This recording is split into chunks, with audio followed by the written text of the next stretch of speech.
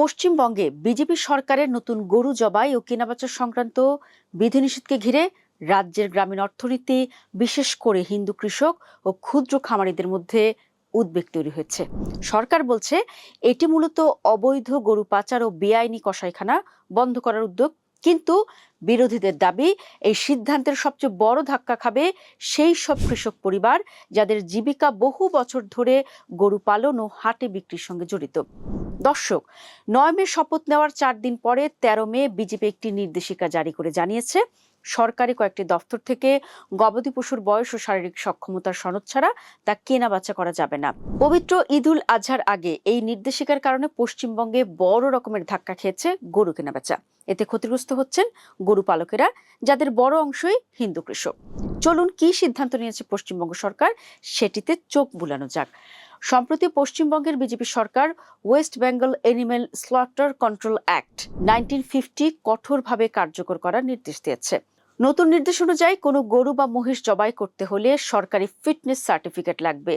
14 বছর কম বয়সী পশু জবাই করা যাবে না। পশুটি কাজ বা প্রজননের অযোগ্য এমন সার্টিফিকেট দিতে হবে সরকারি ভেটেরিনারি সার্জন ও স্থানীয় প্রশাসনকে। শুধুমাত্র নির্দিষ্ট কসাইখানাতেই জবাই করা যাবে। আইন ভাঙলে জেল ও জরিমানার ব্যবস্থাও রাখা হয়েছে। সরকারের দাবি, বহু বছর ধরে সীমান্ত এলাকায় গরু পাচার, বেআইনি জবাই এবং অবৈধ পশু বাজার চলছিল। নতুন নিয়মের মাধ্যমে সেই চক্র ভাঙাই মূল লক্ষ্য। বাস্তবতা হলো, ভারতের পশ্চিমবঙ্গে গরু কেনাবেচার উপর যে নিষেধাজ্ঞা জারি হয়েছে তা যে বিজেপিকে খানিকটা চিন্তায় ফেলে দিয়েছে, এটা স্বীকার করছেন সেখানকার স্থানীয় মুসলিম নেতারাও। বিজেপির সংখ্যালঘু নেতারা বলছেন, গরু কেনাবেচার উপর নিষেধাজ্ঞা জারি করার নানা কারণ রয়েছে, তবে গরু নিয়ে বিধিনিষেধ আরোপ করে সেই রকম অবস্থার মধ্যে বিজেপি গিয়ে পড়েছে বলে মনে করছে দলটির একাংশ। তবে নেতাকর্মীরা দাবি করছেন ঈদুল আজহার আগে দল এটা সামনে নেবে। কিন্তু সেটা কবে? ঈদ তো দোরগোড়ায়, আর এরই মধ্যে এই বিষয়টি নিয়ে শুরু হয়ে গেছে রাজনীতি। কি সে রাজনীতি সেটি একটু বলতে চাই। পশ্চিমবঙ্গের প্রধান বিরোধী দল তৃণমূল কংগ্রেস বিষয়টিকে হাতিয়ার করে মাঠে নেমেছে। সামাজিক যোগাযোগ মাধ্যমে তৃণমূল নেত্রী সংসদ সদস্য মহুয়া মৈত্রী বলেছেন, গরু কেনাবেচার উপর বিধিনিষেধ আরোপ করে পশ্চিমবঙ্গের গ্রামীণ অর্থনীতিকেই ধ্বংসের মুখে ঠেলে দিয়েছে সদ্য নির্বাচিত বিজেপি সরকার।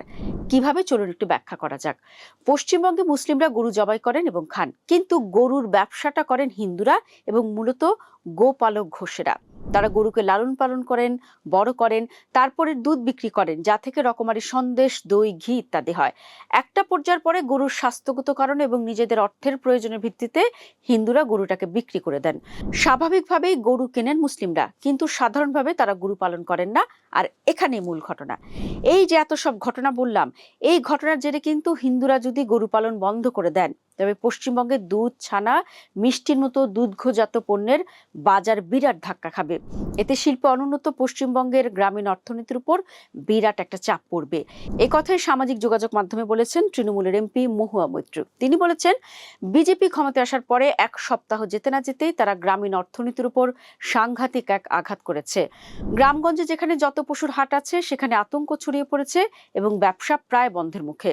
মহুয়া লিখেছেন, বিজেপি সরকার একটি সম্প্রদায়কে উদ্দেশ্য করে কাজ করার চেষ্টা করেছে, কিন্তু পশ্চিমবঙ্গে শুধু একটি সম্প্রদায় নয়, গরিব মানুষ জাতি ধর্ম নির্বিশেষে এই কাজের সঙ্গে যুক্ত।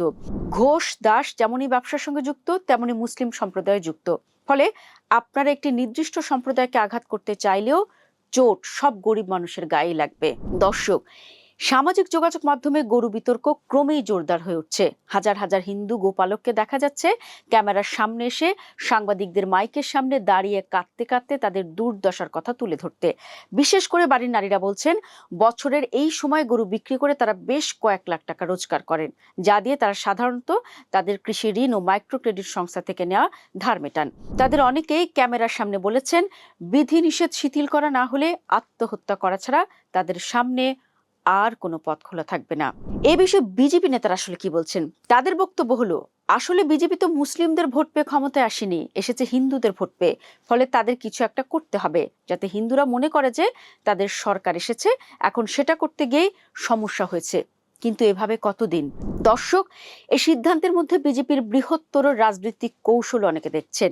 উত্তর ও পশ্চিম ভারতের মতো পশ্চিমবঙ্গেও গোরক্ষা ও হিন্দুত্বের রাজনীতি শক্তিশালী করার চেষ্টা করছে প্রধানমন্ত্রী নরেন্দ্র মোদীর দল বিজেপি।